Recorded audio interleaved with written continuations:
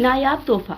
दोपहर ऑफिस से लौटकर संभवी दबे पांव अपने घर में घुसी, यह सोचकर कि अभी पापा आराम कर रहे होंगे कि तभी रोने की आवाज सुनकर चौंकते हुए लगभग दौड़ती हुई वह उनके कमरे में अधभरे दरवाजे के सामने पहुंचकर ठिठक कर रह गई।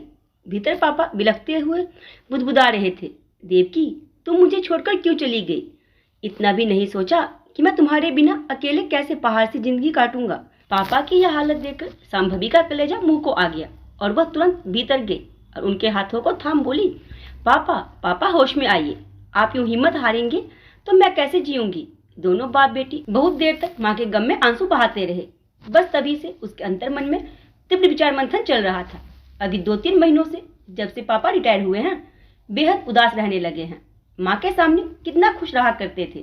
2 वर्ष पहले उनके अचानक बेकाबू कोरोना से चले जाने के बाद से दिनों दिन एकाकीपन की अंधी खो में धंसते जा रहे हैं। वह स्वयं एक MNC में उच्च पद पर कार्यरत थी। सुबह 9 बजे की घर से निकली, रात के 7 बजे थकी हारी घर आती।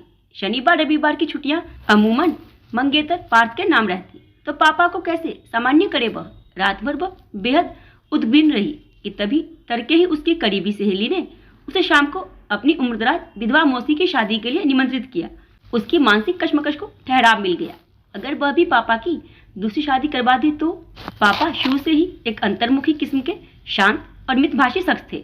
उनकी जिंदगी पत्नी और बेटी पर शुरू होती और वही खत्म हो जाती। संगी साथी भी गिने चुने थे, तो पापा की शादी करवाना ही सबसे सही विकल्प रहेगा। उसने आनन फानन में लैपटॉप पर एक वरिष्ठ नागरिकों की मैट्रिमोनियल साइट पर पापा का अकाउंट बनाया।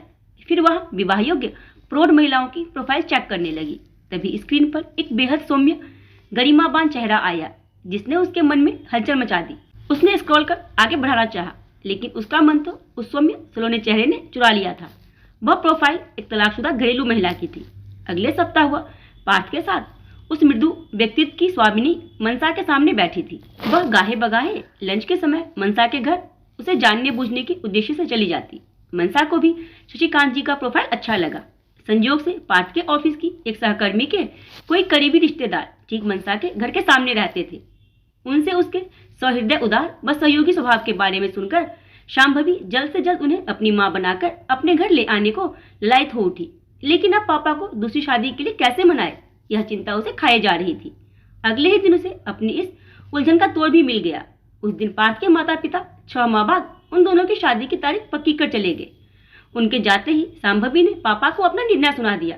पापा, मैं शादी तभी करूंगी जब पहले आप शादी करेंगे। शादी के बाद हम दोनों को फ्रांस और इटली घूमने जाना है। इधर प्रमोशन के बाद मेरे और पार्थ के अमेरिका के भी कई चक्कर लगने वाले हैं।